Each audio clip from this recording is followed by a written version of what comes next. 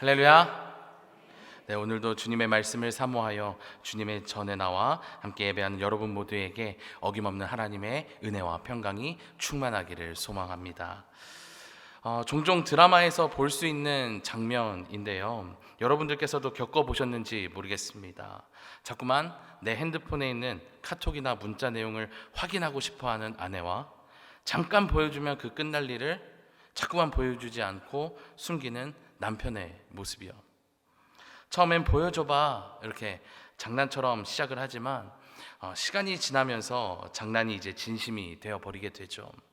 사랑하면 보여줘야 되는 것 아니냐, 사랑하면 오히려 믿어줘야 하는 것 아니냐라는 끝없는 싸움으로 번지기 시작하게 됩니다. 이것은 스마트폰이 생겨난 이래로, 핸드폰이 생겨난 이래로 수많은 커플들, 부부 사이에서 오랫동안 해결되지 않는 난제 중 하나인 것 같습니다. 제가 오늘 이 이야기를 꺼내면서 말씀을 시작하는 것은요, 오늘 가정에 꼭 돌아가셔서 핸드폰을 확인하셔라 라는 것이 아니고요, 또 그렇다고 지금 여기에서 제가 여러분 당당하다면 보여주십시오 라든지 아니면 사랑한다면 믿어줘야죠 라는 어떤 하나의 정답을 이야기하려는 것은 아닙니다. 제가 말씀드리고 싶은 것은요, 남녀 관계에 있어서 우리 인간은 소위 구속 아닌 구속을 하게 되기도 하고 또 그 구속에서 벗어나고 싶어 하기도 한다라는 사실입니다. 이런 이야기에 어르신들께서는 참 좋을 때다 라고 생각하실지도 모르겠는데요, 저는 이러한 현상들, 그런 장면들을 보게 되거나 그런 일들을 보면서 하나님과 우리의 관계를 떠올리게 되었습니다. 조금 더 정확히 이야기하자면 내가 생각하는, 우리가 생각하는 하나님과 우리의 관계 말이죠. 제가 그동안 사역하면서 학생들부터 청년, 청장년에 이르기까지 많은 젊은 세대들을 만나 보았는데요, 이 젊은 세대들이 신앙생활하면서 힘들어하는 것 중 하나가 무엇이냐면요, 신앙생활 중 만나게 되는 여러 가지 어떤 교리라든지 아니면 교회의 규칙과 같은 것들이 너무나 많다라는 겁니다. 그리고 그것을 내가 과연 다 지킬 수 있을까라는 걱정이 든다라는 거였습니다. 그리고 그것이 생각보다 불편하다라는 점이었습니다. 여러분들은 어떠신가요? 혹시 율법과 같은 그런 교회에서의 규칙, 교리 같은 것들이 왠지 나의 삶을 올가매진 않을까? 또 나의 신앙을 어떻게 보면 경직시키는 어떤 시대착오적인 것으로 느껴지지는 않으신지요? 그런데 하나님께서는요, 모세와 이스라엘 백성에게 주셨던 그 십계명, 그리고 그런 율법들, 하나님의 말씀들은요, 누군가를 괴롭히고 누군가를 가두고 힘들게 하려고 준 것이 아니란 사실이죠. 오히려 율법은요, 당시 가나안에서 막 탈출하여 새로운 시작을 이어가야 했던, 새로운 것들을 수없이 마주하고 그에 따른 가치와 기준들을 하나하나 잡아가야 했던 이스라엘 백성들에게 있어서는 너무나도 중요한 것이었습니다. 그런데 어째서 10가지의 율법과 규칙과 같은 것을 나열해두기만 한 것 같은 그런 십계명이 어째서 그런 가치들을 바로 세우는 역할을 감당할 수 있었던 걸까요? 이 시간 당시 이스라엘 백성들에게 허락하셨던 십계명이 무엇인지, 그리고 하나님께서 십계명을 주신 이유는 무엇인지 함께 살펴보면서 십계명에 담아두신 하나님의 메시지를 함께 나누고자 합니다. 오늘 본문은 하나님께서 시내산에서 이스라엘 백성들과 이제 언약을 맺으시고 그리고 제시하셨던 여러 율법들 중 하나이자 시작이 되는 부분인데요, 우리는 흔히 출애굽기를 비롯한 창세기, 레위기, 민수기, 신명기까지를 모세오경이라고 부르면서도 율법서라고 부르기도 합니다. 그만큼 모세오경에서의 핵심은 율법이라는 것을 우리는 알 수가 있습니다. 특히 십계명은 그 많은 율법들 중에서도 그 중심이 되는데요, 안타깝게도 많은 이들이 십계명에 담긴 깊은 메시지보다는 십계명에 적힌 글자, 그 글자 그대로의 의미로서만 율법을 이해하려고 할 때가 많은 것 같습니다. 예를 들면 우상 숭배를 하지 말아야 된다, 살인하지 말아야 한다, 도적질하지 말아야 된다, 그 말씀 그대로 지키는 것도 중요하지만 거기서 끝난다는 거예요. 그 안에 깊이 담겨져 있는 메시지는 보지 않습니다. 그저 하지 않는 것에만 우리가 초점을 맞출 때가 많다는 겁니다. 이렇게 십계명을 앞서 이야기했던 것처럼 우리를 자꾸만 가두게 하는 어떤 믿음의 결실이나 성취를 이루는 어떤 조건적인 요소로 여기다 보니까 우리의 신앙이 자꾸만 어떻게 됩니까? 경직된 모습을 가질 수밖에 없게 되는 겁니다. 다시 말해서 그동안 우리는요, 십계명과 같은 어떤 율법적인 요소들이 나의 신앙을 경직되게 만든다라고 생각을 했는데, 반대로 율법에 대한 우리의 오해가 우리 스스로를 경직되게 만들었다라는 것입니다. 그래서 우리에게는 무엇이 필요하냐면요, 십계명의 본질을 바로 이해해야 할 가치혁명이 필요하다라는 것입니다. 오늘 시간상 십계명의 그 각 계명들을 하나하나 살펴보지는 못하겠지만, 하나님께서 이스라엘 백성들에게 그 십계명을 주신 사건을 통해서 율법에 대한 우리의 가치관을 바꿔보려고 합니다. 먼저 오늘 우리는 십계명의 생김새를 시작으로 십계명이 어떤 것인지를 이제 좀 짐작해 볼 수가 있는데요. 제가 준비한 그림 하나가 있는데 하나 보여주시기 바랍니다. 네, 아주 오래된 영화 1956년작 십계의 한 장면입니다. 모세가 십계명을 이렇게 들고 있는 장면인데요. 우리는 지금 보고 있는 것처럼 이렇게 십계명 돌판이 두 개의 형태로 되어 있는 것을 알고 있습니다. 그런데 왜 십계명의 돌판은 두 개인 걸까요? 컴팩트하게 한 장에다가 다 넣으면 안 되는 거였을까요? 어떤 사람들은 십계명의 내용이 첫 번째 계명부터 네 번째 계명까지 하나님과의 인간관계를 이야기하는 부분 한쪽과 다섯 번째 계명부터 열 번째 계명까지 기록한 인간과 인간 사이의 관계에 대한 율법을 이야기하는 것, 그래서 그렇게 한쪽으로 이루어져서 두 쪽이 이렇게 두 돌판이 되어서 기록된 것이다, 이렇게 추측을 하지만 그렇지 않다라는 것입니다. 돌판이 두 개인 이유는요, 이것이 하나님께서 인간에게 내려주신 조약이라는 이해에서 우리가 출발을 해야 될 필요가 있습니다. 당시 팔레스타인 지역에서 흔히 이루어졌던 계약의 풍습을 보면 우리는 쉽게 이해할 수 있는데요. 예를 들어서 A라는 나라와 B라는 나라가 전쟁을 했다라고 가정해 보겠습니다. 전쟁을 치렀더니 A라는 나라가 이제 전쟁에서 이기게 된 겁니다. 이제 B라는 나라는 종속국으로서 종주국인 A에서 내려주는 조약에 따라 국가를 운영하고 충성을 맹세하게 되죠. 이때 이제 조약이 적힌 문서를 각국이 A와 B가 나눠 가져야 됐기 때문에 똑같은 조약문이 두 개가 만들어지게 되는 겁니다. 이런 것처럼 십계명 역시도 하나님과 우리 사이의 조약으로서 같은 내용의 돌판이 두 개가 만들어졌음을 우리는 알게 되는 겁니다. 이와 함께 우리가 한 가지 더 생각해 볼 것이 있는데요. 이전까지 하나님께서 이스라엘 백성들에게 말씀하실 때 지도자였던 모세를 통해서 이렇게 간접적으로 말씀을 하셨다면, 십계명은요, 하나님께서 모세가 아닌 이스라엘 백성들에게 직접 말씀하시는 말투로 기록이 되어 있다라는 점입니다.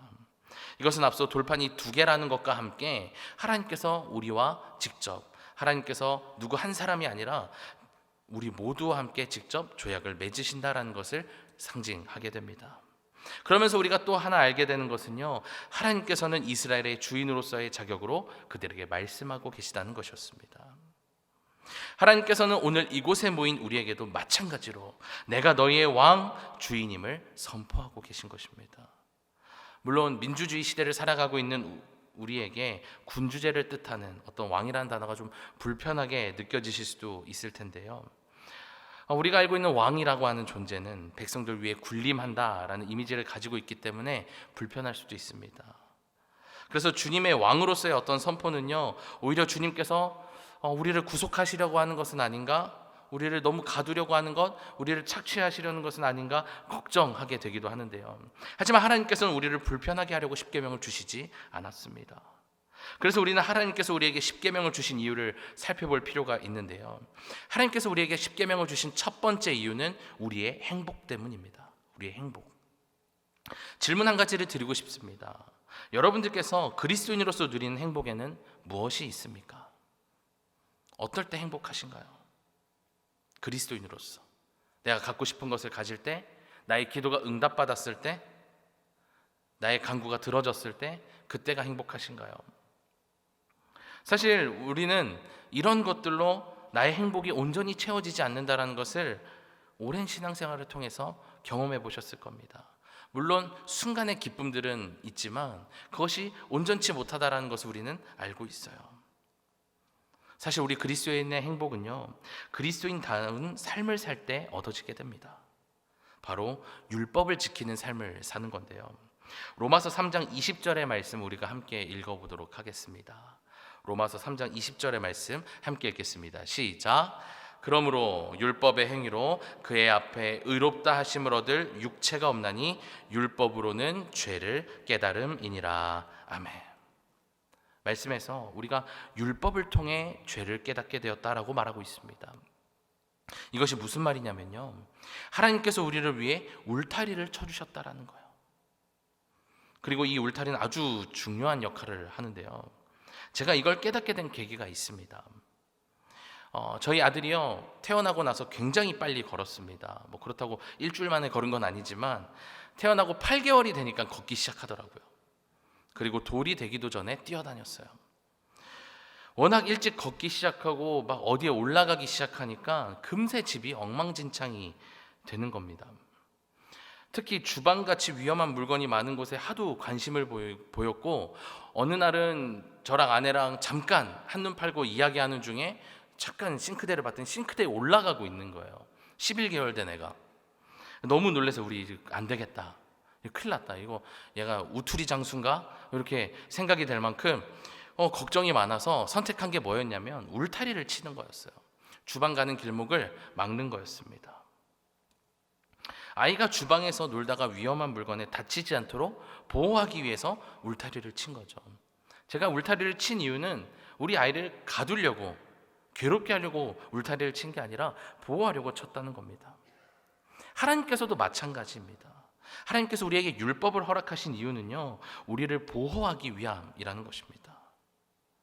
그렇다면 어째서 하나님 우리를 보호하고자 하셨을까요?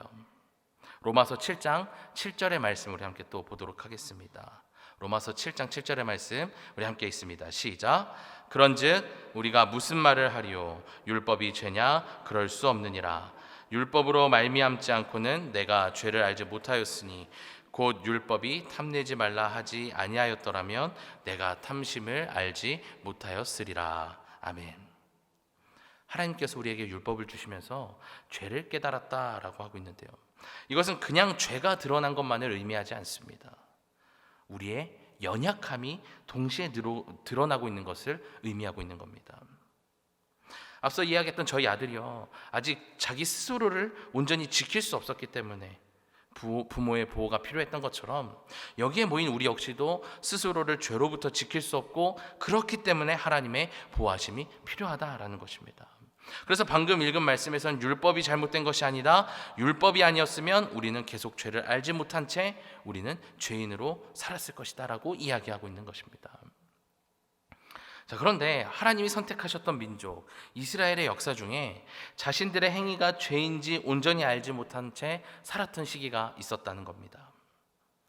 여호수아의 가나안 정복으로 출애굽의 이야기가 이제 완전히 마무리가 되게 되죠. 그 이후에 이어지는 시대가 어느 시대냐면 사사시대입니다. 이 사사시대에 대한 평가가 사사기 마지막 말씀에 기록되어 있는데, 사사기 21장 25절의 말씀을 제가 읽어드리겠습니다. 그때에 이스라엘에 왕이 없었으므로 사람이 각기 자기 소견에 옳은 대로 행하였더라. 아멘. 사사시대에 대한 평가가 어떻습니까? 사람들이 자기 소견에 옳은 대로 행했다라고 이야기하고 있습니다. 자기 마음대로 살았다는 거예요. 사사기를 읽어보셨다면 이 사사시대에 대한 평가가 왜 이런지 알고 계실 겁니다. 우리가 영화나 드라마를 보면 종종 소위 바람 캐릭터, 암을 유발할 것 같은 캐릭터라고 불리는 민폐형 등장인물들을 우리는 보게 됩니다. 주인공이 어떤 스릴러 영화라고 한다면 주인공이 지금부터 소리를 내면 안 돼 라고 주의를 주면 그 다음 장면에서 꼭 소리를 내는 등장인물들이 있죠. 그 상자 열지 마 라고 하면 그 다음 장면에선 상자가 열려져 있고, 이런 캐릭터들이 등장합니다. 이스라엘은 마치 그런 캐릭터들처럼, 그런 등장인물들처럼 하나님이 하지 말라는 것만 골라서 하게 돼요. 그러다가 하나님이 징계를 내리시면 죄송하다고, 용서해달라고 회개했다가 또 하나님 용서해 주시면 금세 다시 죄를 짓는, 죄의 반복을 이어나가는 답답한 모습을 보여주게 됩니다. 그렇게 이스라엘은 성경의 기록 그대로 자기 소견, 자기 마음대로 살았습니다. 그리고 그 이유를 뭐라고 얘기하냐면 왕이 없었기 때문이라고, 우리를 다스리는 사람이 없기 때문이라고 이야기를 합니다. 그런데 정말로 왕이 없었기 때문에 이스라엘 백성들이 자기 소견대로 살았던 걸까요?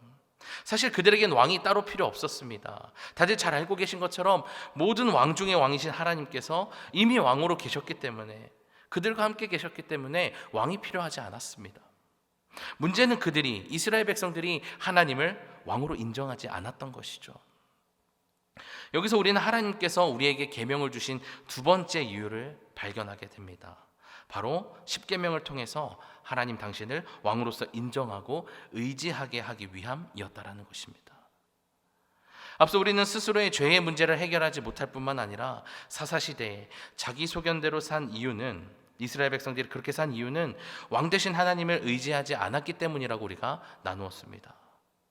그런 것처럼 인류 역사상 사람들은요, 죄로 인해 생겨난 죽음의 문제에 대해서 오랫동안 고민해 왔습니다. 그리고 우리 인간의 삶은 이 땅에서의 삶만으로 끝나지 않을 것이다 라는 생각을 갖게 되었습니다. 그래서 어떤 종교든지요, 대부분의 종교들은 사후 세계가 있을 거라고 믿었고 그렇게 가르쳐 왔습니다. 사람들은 죽음의 문제를 놓고 두려워하면서 이 세상에서의 삶 이후의 문제를 내가 어떻게 해결할 수 있을지를 오랫동안 고민해 왔습니다. 그래서 사람들은 종교를 믿기도 하고요, 진리라는 이름으로 수많은 것을 이루며 그 길을 찾고자 했습니다. 재물을 모으는 것으로, 권력을 쟁취하는 것으로, 또 어떤 이들은 선행을 이루는 것으로, 또 어떤 이들은 고행, 수행을 통해 어떤 경지에 이르는 것으로 그 진리를 발견하고자 했습니다. 그런데 요한복음 14장 6절 말씀을 보면 예수님께서 다음과 같이 말씀하십니다. 예수께서 이르시되 내가 곧 길이요 진리요 생명이니 나로 말미암지 않고는 아버지께로 올 자가 없느니라. 사람들이 오랜 세월 동안 진리를 찾기 위해 애썼는데 예수님께서 직접 가르쳐 주시는 겁니다. 내가 길이고 진리야, 내가 생명이야 라고 말씀하시죠. 이 말씀대로 우리가 반드시 찾고 따라야 할 것은 무엇이냐면 세상의 그 어떤 것도 아니라 예수 그리스도라고 하는 사실입니다. 다른 것은 필요하지 않습니다. 그렇다면 우리는 어떻게 예수 그리스도께 나아가고 그분을 따를 수 있을까요? 바울은 갈라디아서 3장 24절 말씀을 통해서 주님을 의지하는 방법으로 율법을 소개하고 있는데요, 우리 갈라디아서 3장 24절의 말씀을 함께 읽어보도록 하겠습니다. 함께 있습니다. 시작. 율법이 우리를 그리스도께로 인도하는 초등교사가 되어 우리로 하여금 믿음으로 말미암아 의롭다함을 얻게 하려 함이라. 아멘. 율법이 가진 또 다른 역할을 우리가 하나 발견하게 됩니다. 율법은요, 우리로 하여금 죄를 깨닫게 할 뿐만 아니라 우리의 길이 되시고 진리가 되시고 생명이 되시는 예수 그리스도께 인도한다라는 사실입니다. 율법은 그냥 지켜내는 것만이 아니라는 것이죠. 그리고 그 결과로 우리는 칭의, 의롭다함을 얻게 되는데, 우리가 하나님께로부터 의롭다라고 칭함받는 이유는 우리의 그 어떠함이 아니라 예수 그리스도의 공로로 얻게 됩니다. 즉 율법은 우리로 하여금 그리스도께 나아가게 할 뿐만 아니라 주님을 의지하게 만든다라는 사실입니다. 오늘 보면 2절 말씀을 보면 하나님께서 모세와 이스라엘에게 십계명을 주시면서 하신 말씀에 그 원리를 우리는 발견하게 됩니다. 나는 너를 애굽 땅 종되었던 집에서 인도하여 낸 내 하나님 여호와라. 하나님께서 이스라엘에게 십계명을 주신 그 타이밍이 정말 기가 막혀요. 하나님께서 이스라엘에게 자신을 어떤 하나님이라고 소개하고 계신가요? 애굽 땅 종되었던 집에서 인도한 너희 하나님이라고 소개하고 있습니다. 다들 잘 알고 계신 것처럼 하나님께서는 이집트에서 십계명을 주시지 않았습니다. 이집트에서 그들을 탈출시킨 뒤에 십계명을 주시게 되죠. 이것이 아주 중요하다라는 겁니다. 이때가 아주 중요하다는 거예요.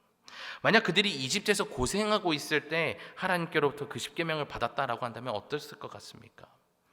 이스라엘 백성들은 그 계명을 어떻게 여겼을까요?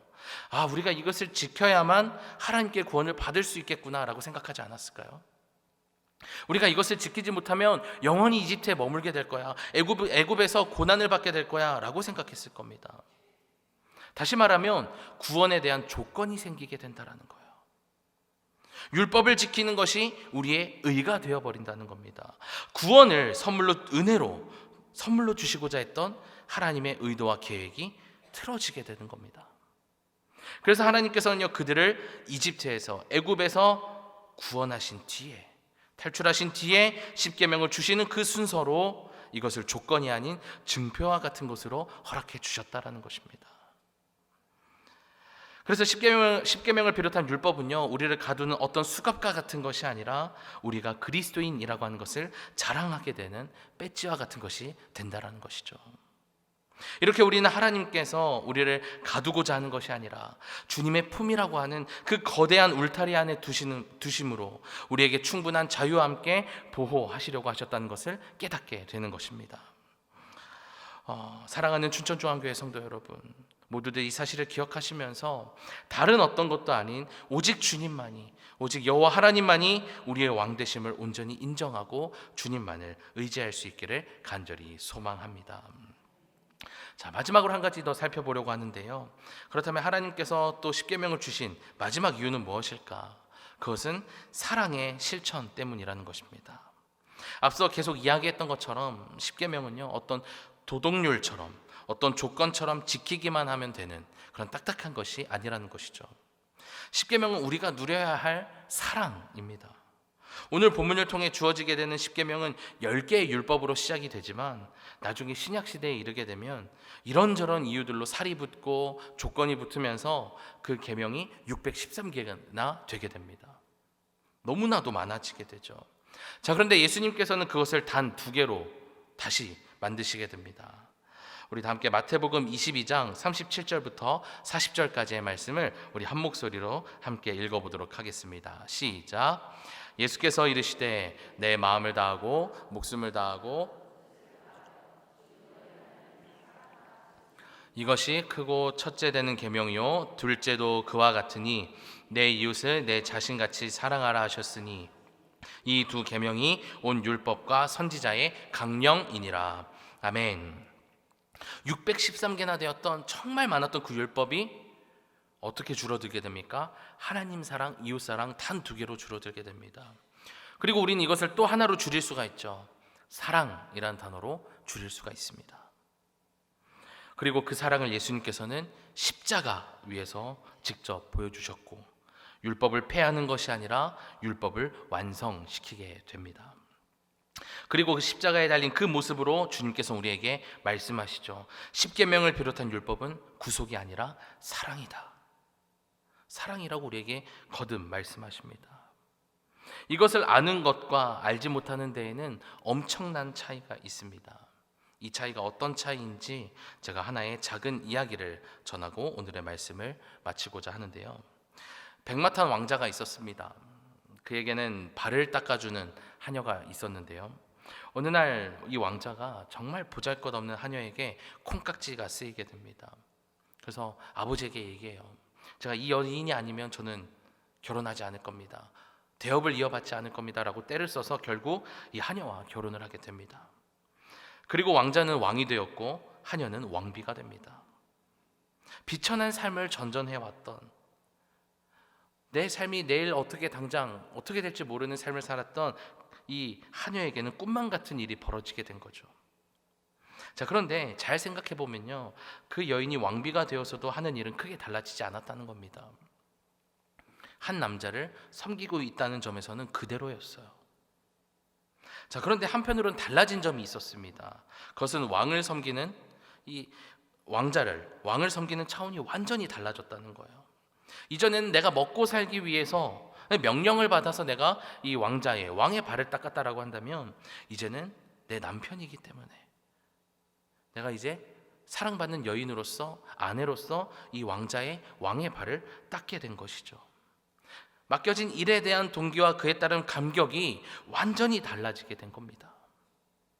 전 우리도 마찬가지라고 생각합니다. 십계명을 비롯한 신앙생활의 전반을요, 어떤 율법의 개념으로서만 이해하고 접근을 하니까 우리는 자꾸만 하나님의 말씀이, 율법이 답답해 보이고 힘들어 보이고 어려워 보일 뿐만 아니라 그 안에 담긴 참된 진리와 사랑, 하나님의 복음을 보지 못하고 우리는 지쳐가게 되는 겁니다. 사랑하는 여러분들께 바라는 것은요, 십계명을 율법으로서 지키기에 앞서 성경에 기록된 하나님의 말씀대로 어떤 조건적인 것으로만 이해하기에 앞서서 율법 안에 담긴, 말씀 안에 담긴 주님의 사랑을 발견하고 깨닫게 되시기를 바랍니다. 먼저 주님의 사랑을 온전히 경험해야 또 주님을 향해 또 이웃을 향해 온전한 사랑을 실천할 수 있게 되고요, 십계명을 비롯한 율법과 하나님의 말씀을 바르게 온전히 지킬 수가 있게 됩니다. 사랑하는 여러분, 하나님께서 우리에게 주신 십계명은요, 그냥 우리를 불편하게 하려고 주신 것이 아닙니다. 우리를 사랑하셔서 주신 것입니다. 하나님은 당신의 사랑으로 우리를 보호하고 행복하게 하고자 하셨고, 이를 위해 당신을 온전히 의지하도록 십계명을 허락해 주셨습니다. 하나님의 그 마음을 기억하셔서 돌판에 새겨진 문자가 아닌 돌판에 새겨진 하나님의 사랑을 누릴 수 있게 되기를 축복합니다. 그동안 율법에 대한 우리의 잘못된 가치를 깨닫고 돌판에 새긴 주님의 사랑으로 주어진 계명과 말씀들을 지켜갈 때에 이제 우리는 죽은 율법이 아닌 살아있는 율법, 완성된 계명으로 예수님을 닮아갈 뿐만 아니라 이 세상에 필요한 바른 가치들을 지켜가는 삶을 살게 될 줄로 믿습니다.